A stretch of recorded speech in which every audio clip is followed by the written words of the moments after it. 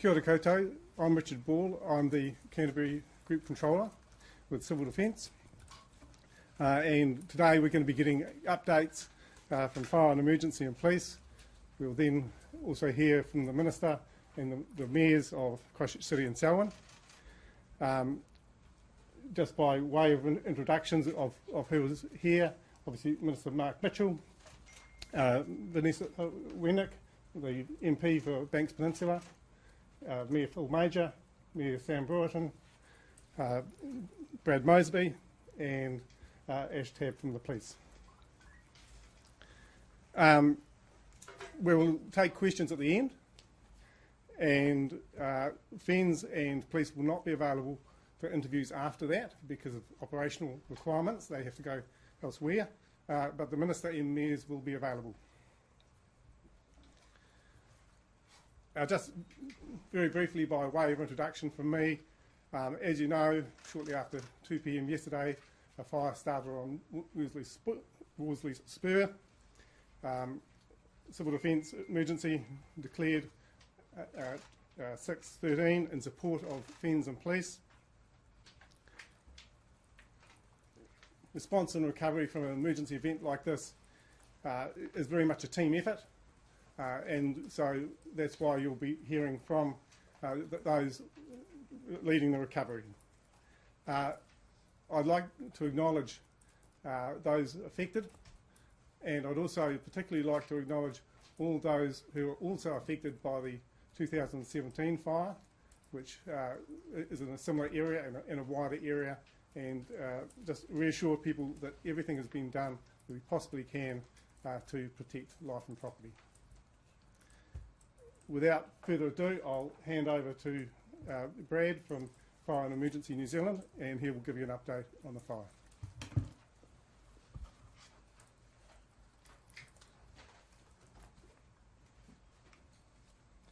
Morena koutou. Overnight there were no significant outbreaks of fire. The current size of the fire is around 630 hectares. That's 12-kilometre perimeter. So we have 80 firefighters on the ground at the moment, and we already have 12 helicopters in the air. We're putting a retardant line up around with fixed wing aircraft this morning. We are aware wind gusts from the northwest will build from about lunchtime, so suppression will be key for us this morning. Fortunately, at this stage we haven't lost any structures, thanks to the great efforts of our crews out there. The main fire is around Summit Road.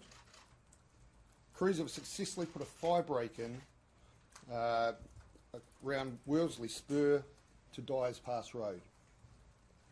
So our approach today will be to hit the fire hard with the resources we have at hand already, including a concentrated air attack with 13 helicopters, 2 fixed-wing aircraft, and our commanders on the scene are all very, very experienced. They have a plan in place, and this will be actioned by both our career and volunteer firefighters that we have on scene today. It's too early to give assurances that we will have this fire controlled. So this will be assessed throughout the day, and we will keep our communities informed of our progress.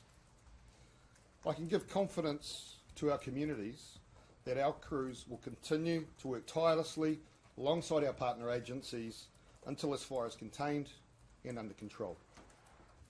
I just want to take this opportunity to commend our firefighters, our officers and our commanders for their efforts in this very challenging conditions, who have remained focused on keeping communities safe and protecting their properties. I also want to give credit to our helicopter crews for all their efforts, working professionally together to help us fight this fire. Fire and Emergency New Zealand, New Zealand Police and Civil Defence all came together yesterday and to work through what a declaration would look like. And that request was actioned swiftly by both the Mayors of Christchurch and Selwyn, based on our recommendations, and I commend them for acting swiftly. Lastly from me, A big thank you to our communities for their cooperation by evacuating their properties that we believe were in harm's way. We understand the effects this will have on the people. Our crews and police take a measured approach when assessing whether an evacuation needs to happen. We don't take it lightly, and we have the best interests of you and your whānau, so please continue to work with us if we need further evacuations throughout the day. As soon as it is safe to do so, we will ensure we will get you back into your homes. Thank you, Ngāmi.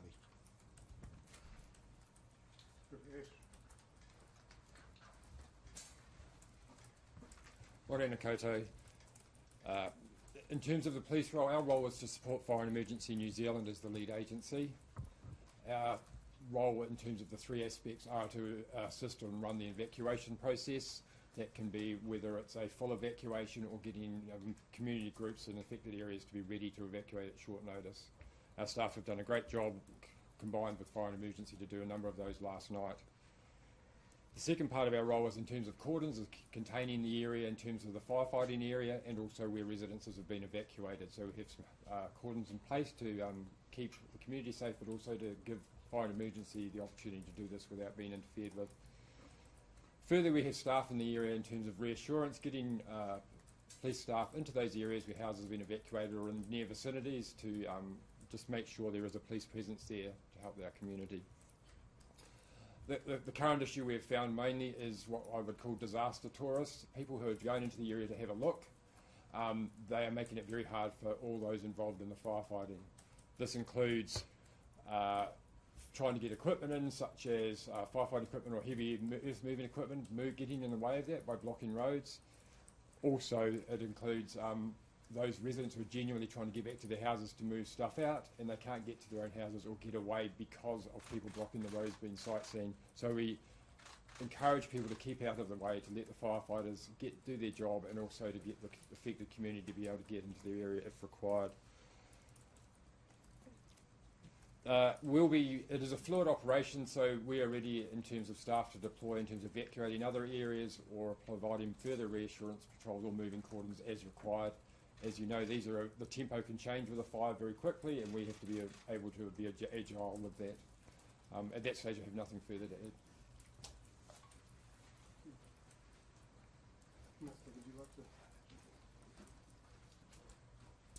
Yeah, good morning, everyone. Look, firstly, I wanted to say that we're very conscious of the fact that it was 7 years ago, almost to the day, that Christchurch had to deal with a similar event in the Port Hills. And I want to acknowledge the mayors and the entire team here who have recognised that very quickly and communicating and meeting with the community.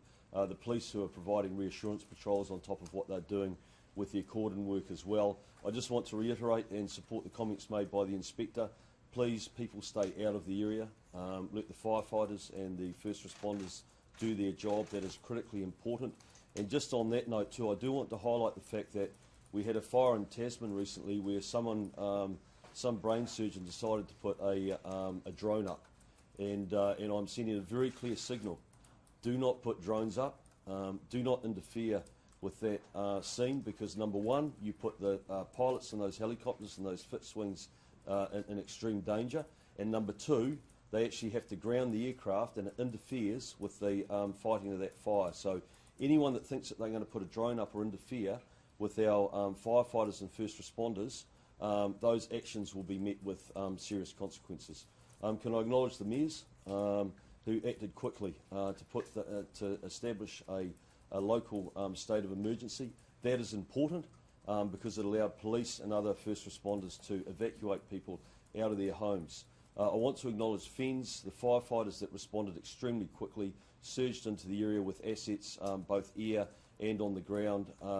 And I just do want to highlight too that actually through that quick response, it appears that they have actually saved some households. So they have done an outstanding job. I'm quite simply here to provide support and see what additional support may be required from a central response going forward. Thanks very much.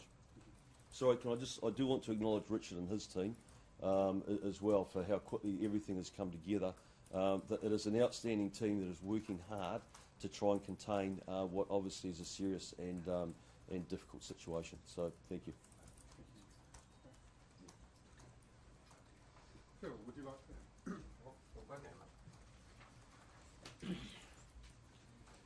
Thank you, everybody. My name's Phil. This is Sam from. Where are you from? One of the most important things is that we got together and created the declared the state of emergency because, as you can see, these guys know what they're doing. It's all very well for us to sit back. We're sitting in a building here. We've got the operations room next door. Everyone is together in the same place. We've got police, fire, St John's, got them all.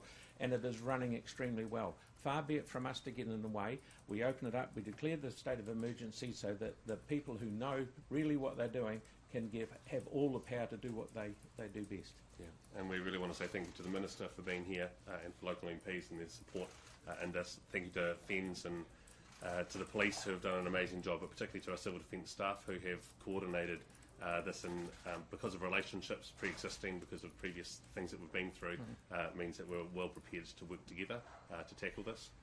We'll also want to acknowledge that while physically you can see the fire on the hills, this takes an emotional toll on people, and whether or not you're looking at the fire burning or you're thinking about your own friends and family, we want to acknowledge that. So please reach out to people that you know who might be affected by this, and if you need some help, don't do it alone, but connect in with others, friends and family. And there's 2 evacuation centres set up, one in Selwyn, one in Christchurch, and they were set up more or less before we did the state of emergency. So all hand credit to them. Yeah, and we'll just say that the fire too is not a respecter of boundaries, so Phil and I will continue to work together on this. The last fire that we had, 24 hours made a big difference, and so we're looking forward to this being brought under control today if possible, but we know that 24 hours last fire, things changed dramatically for the worse. It so did, fingers crossed that the wind doesn't pick up and our crews can... The wind is put not things our down. friend. Yeah. Thank you very much. Thank you.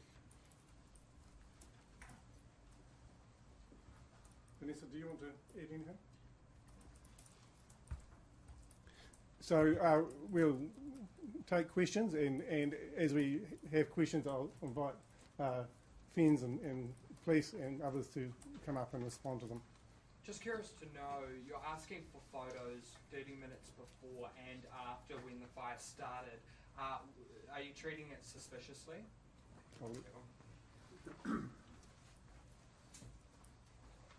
With any such matter as this, we do start an investigation jointly with Fire and Emergency New Zealand as to the cause of the fire. At this stage we can't confirm what the cause is or any further information, but things such as photographs or any eyewitness accounts will provide that information that we can gather and then determine the cause and if there is any human involvement.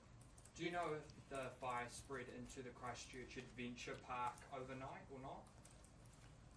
I'll leave that to be, but don't believe so. But. No, and our fire crews on the scene took some preventative measures by removing the chairs, so working with the Adventure Park team up there, removing the chairs, keeping the ropes moving, just to ensure that we're protecting those assets. So at this stage, the fire hasn't gone into that area. There's some suggestion the fire started in overcut forestry. Can you confirm that? Do you know where it started? No, as police colleague just mentioned, we're still early stages of ascertaining how the fire started, and our fire investigators will be back on scene today to carry out that. How many people have been evacuated? I know it's 80 properties. Do we know how many people have? Yeah, approximately 80 properties. There are some that have been fully evacuated. There are others that are basically ready to go. We're sort of using that sort of approach, just making sure people give a really good warning. There's been great communication through Fire and Emergency with the affected communities at meetings, and we'll have further of those today, just to let them know what the plans are going forward. Obviously, it's quite fluid, so the fire can change quite quickly, but at this stage, there's 80 households. Do we know how many people were using the evacuation centres overnight?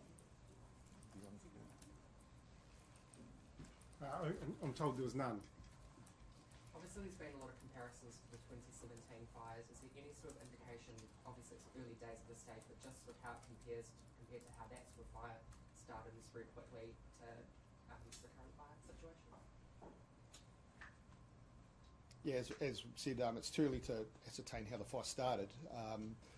Different fire conditions back then, so we just treating this as a fire that, as it progresses, we're using the tactics that we need to deploy to tackle this current fire.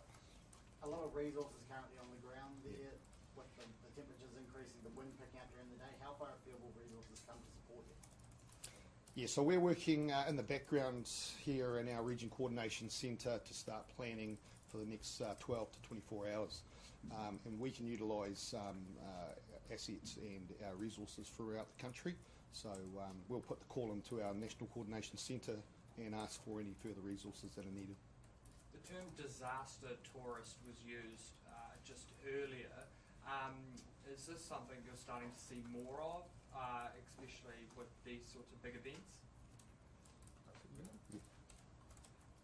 It's a term we use just for people who basically want to go and have a look. I don't think it's been used any more or less. Probably the only difference is with social media, people are trying to get shots onto their social media accounts. We have plenty of footage there from other media forums. So we just, as I said, we're encouraging people not to come into the area just to have a look. It's really affecting these communities, and they need to have a chance to actually potentially get back to their houses. We need the firefighting equipment and gear getting in there, so we just need people out of the way. Coordinating helicopters, 13 in the air, as well as 2 fixed-wing aircraft. How you, in order to get the fixed-wing aircraft in to bomb the fire, are you having to ground helicopters when they come in, or can they sort of all work around each other? How are you managing that? Yeah, so we have subject matter experts that manage the air attack.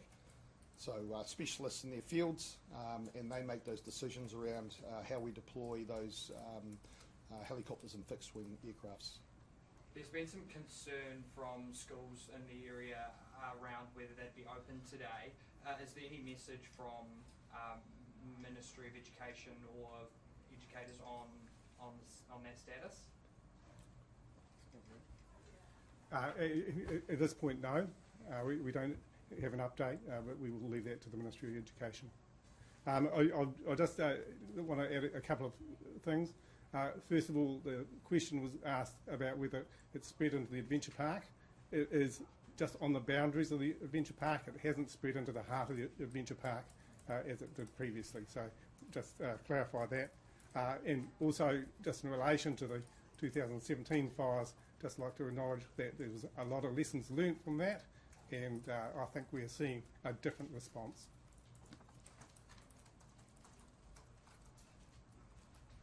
Just in terms of radar and communications up the top of the Port Hills, what preventive measures have been taken to stop the fire going to those locations? There's a lot of things used by airways and fens for communication and whatnot. We are well aware of those very strategic assets, and fens will be building those into their fire plans. We might just take one more question and then wrap it up. There were a half dozen properties under extreme threat. What is the current situation there? Yeah, as mentioned earlier, we haven't lost any houses overnight, which is full credit to our teams out there on the fire ground. Depending on the conditions today, it's about how we protect those structures. So we build fire lines around them and go into protection mode in regards to keeping those assets safe. Yeah. How close is the fire? How close is the fire currently to? I couldn't give you those answers. I can get those answers a bit later once I get another update from the incident ground. Yeah. Thank you.